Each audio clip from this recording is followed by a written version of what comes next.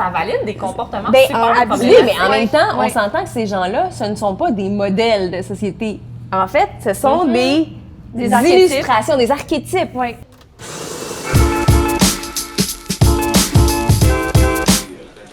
C'est cette semaine qu'on va vivre la grande finale de la 11e édition d'Occupation Double et le Québec retient son souffle pendant que ça chauffe à Bali. Étonnamment, plusieurs des téléspectatrices tenues en haleine sont des féministes. Comment on fait pour conjuguer passion pour OD et féminisme? J'en discute avec Judith Lucier, journaliste et animatrice, puis avec Camille Robert, autrice et candidate au doctorat en histoire. Mesdames, vous écoutez OD, mais parce que vous aimez ça pour vrai ou de façon ironique? Ah non, j'aime ça. Moi, j'aime ça pour vrai. et j'aime ça à plusieurs niveaux. Niveau ironique, anthropologique. Moi, je l'écoute. Au début, c'était plus un passe-temps là, pendant que je faisais à souper, mais je dois dire que j'y ai pris goût. Puis même avec plusieurs amis qui l'écoutent en même temps aussi, on en vient à se faire des soirées de visionnement, ben, comme beaucoup de personnes d'ailleurs, puis à analyser, à parler des intrigues, à faire des prévisions. Puis c'est devenu comme un petit passe-temps collectif à défaut d'écouter le hockey. Mais est-ce que vous aimez ce que vous regardez? Comment vous faites pour pas crier à la masculinité toxique puis au sexisme?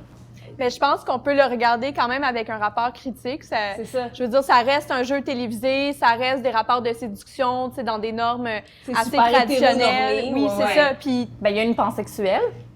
Oui, mais ça n'a pas vraiment été exploré à part des petites références à un trip à trois. Oui, c'est ça. Hey, elle est pansexuelle, peut-être qu'elle voudrait faire ça avec une autre fille. Oh non! C'est là ça s'est arrêté là, la réflexion. Mais sinon, moi, j'aime ça. J'ai un vrai plaisir, là. Tu sais, c'est une émission de grand divertissement. Puis de voir les dynamiques de pouvoir, comment ces gens-là décident de jouer ou de se faire avoir par la game. Est-ce qu'à un quelconque moment, Occupation Double entre en conflit avec vos valeurs féministes?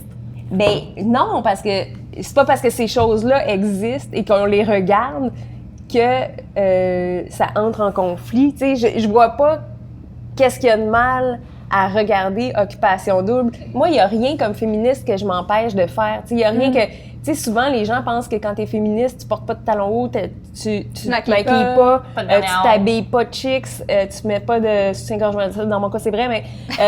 puis tu t'écoutes pas de telle musique. Tu sais, moi, depuis toujours, j'écoute du rap, puis ça a jamais... T'es très gangsta. Je me suis jamais empêchée même d'écouter du rap misogyne. Ouais. Voir que je me pénaliserais en plus que cette musique-là m'humilie, tu sais. Voir que je ferais ça. Pour répondre à ta question, je pense que Occupation Double n'est pas une série féministe. J'annonce rien à personne. Le fait d'écouter Occupation Double, c'est pas un geste féministe, évidemment. Mais je pense qu'on peut être féministe puis écouter Occupation Double. Ça peut être aussi, à un moment donné, un échappatoire, tu sais, de se dire, on passe notre journée à être au fait, tu sais, des comportements genrés, des rapports d'oppression puis tout ça. Mais à un moment donné, tu sais, quand t'as ta journée dans le corps puis ton militantisme par-dessus la tête, ça fait du bien d'écouter quelque chose puis de penser à rien, là.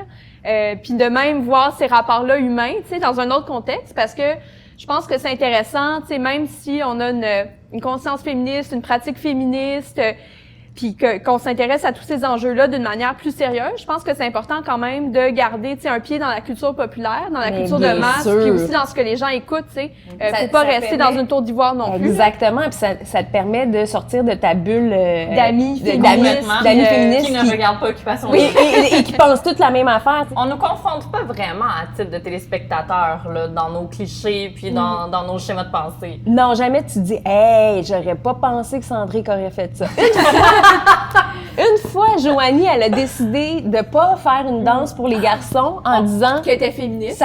Ça serait pas très féministe. Oui. Swing your hip. It's like that, yeah. Okay, that side. Yeah. So open. Hey, mais sérieux, je peux-tu juste pas faire ça? Il y a une partie de moi aussi qui trouvait que cette danse-là était pas du tout féministe. Je m'en vais faire une danse restreinte à un gars en ce moment avec qui je suis comme en froid un peu. Fait que j'étais comme... non. Qu'est-ce qu'il y a de surprenant là-dedans? J'ai l'impression que c'est plus un prétexte parce que je trouve que Joanie, dans ses comportements, c'est celle qui est peut-être la moins féministe là, dans ses pratiques, si je dirais. Joanie, elle se met déjà à l'écart elle-même. Joanie seule, puis les autres filles ensemble. Toutes les filles ici grossissent, puis moi, je grossis pas, puis je m'entraîne jamais. Ça les fait twitcher! Moi, c'est pas vrai, je vais rester avec une petite folle de même. Les femmes, c'est des femmes, ça va toujours rester des femmes. C'est peut-être celle qui se place le plus en compétition, puis le plus qui joue la game, là, comme ils disent. Fait que ça m'a un peu surprise qu'elle dise ça, puis je pense que c'était plus un prétexte pour pas participer à l'activité parce qu'elle était pas compétente. C'est ça. Mais moi, il y a une autre chose que je trouve qu'elle casse Joanie avec cette idée quand il y a eu la première nuit de l'amour.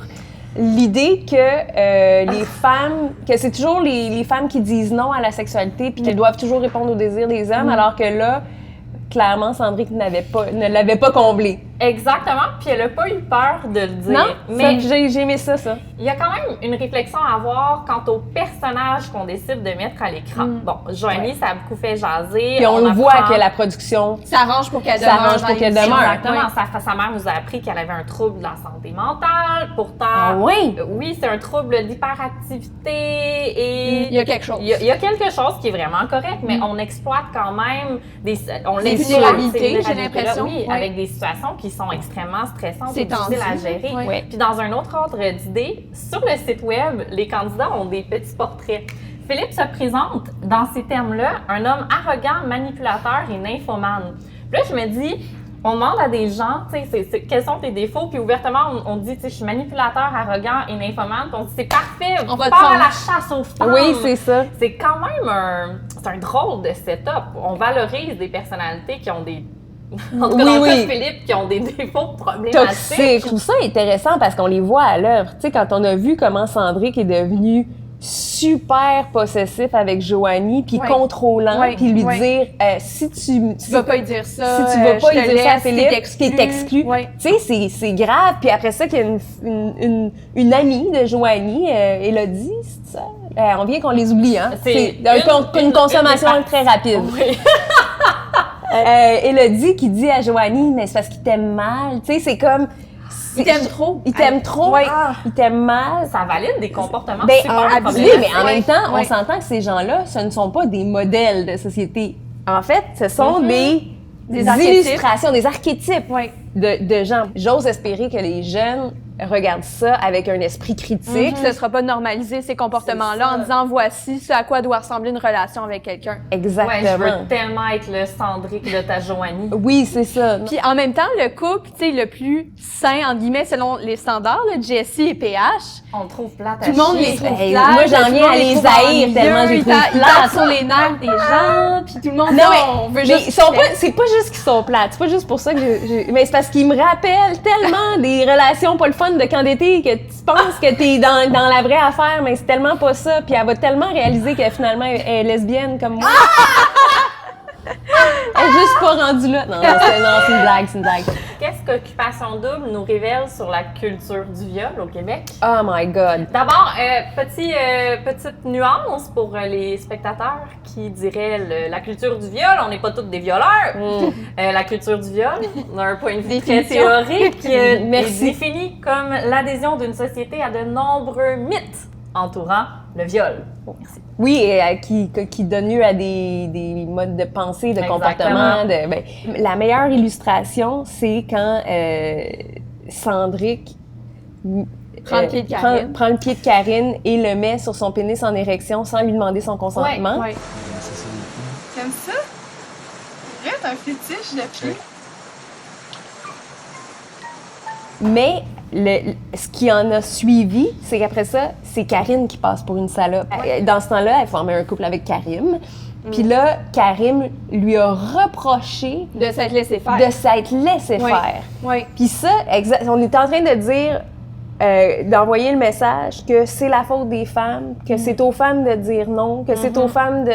Alors que... De faire en sorte que ça arrive pas. Que ça arrive pas, alors que c'est Cendric qui a pris son pied puis il l'a mis sur sa graine. En même temps, il y a plusieurs téléspectateurs qui ont réagi par rapport à cette scène-là. Donc, peut-être que de montrer ces situations-là permet d'engranger une discussion. Absolument. Surtout cette année, ces affaires-là, ça s'est passé...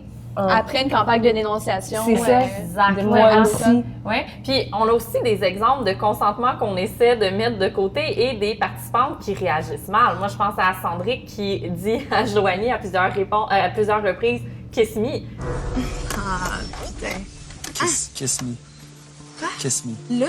Right there. Non. Kiss me. Arrête. Please. Non. Do c'est it. too weird.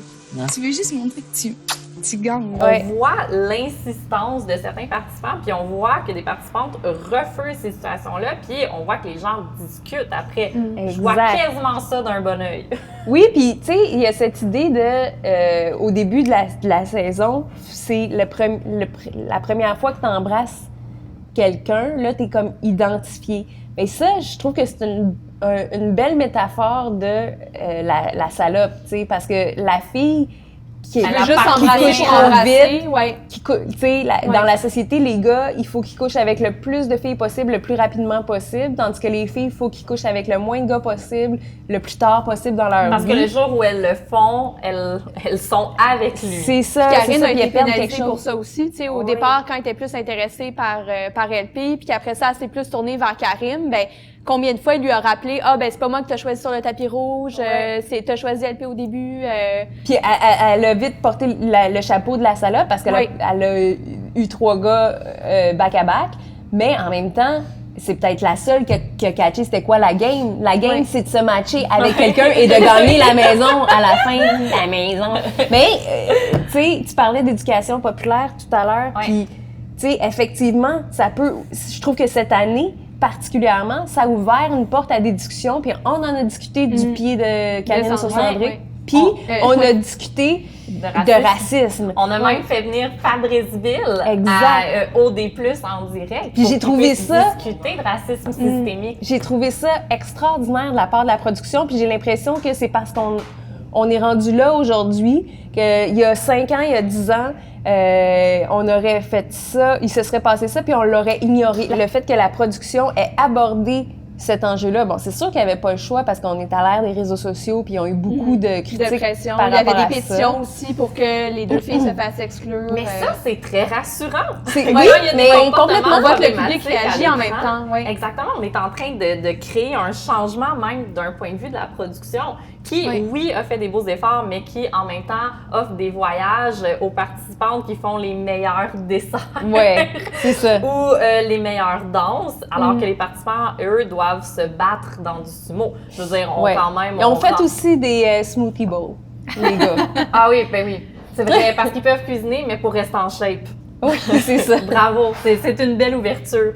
Qu'est-ce que vous changeriez à Occupation Double pour une prochaine saison qui respectera encore davantage vos valeurs? Ben, tu sais, moi, j'ai hâte à une occupation double non-binaire, Polyamoureux, non-hétéronormatif. pansexuel. C'est ça, mais tu sais, je sais Alright. pas comment je verrais comme... Je pense qu'il y aurait un travail de réflexion à faire pour gagner la maison à la fin, là. Mais... Je voudrais qu'elle ait beaucoup de chambres. Mais en même temps, tu sais, ça fait des années qu'on veut révolutionner la game puis trouver des nouvelles twists, mais si tu mets des tu sais, si tu mets genre un spécial occupation double gay ou tu sais, je sais pas ce que ça ferait au niveau des Ce codes serait d'écoute, fou. mais tu sais, ça serait le fun. Ce sont parmi les catégories les plus populaires en porno. Pourquoi pas en télévision? Hey, brassons les cartes. Parfait. Merci beaucoup. Plaisir. Judith Lucier et Camille Robert. Merci. On se souhaite 11 autres saisons d'Occupation Double et un shitload d'égalité.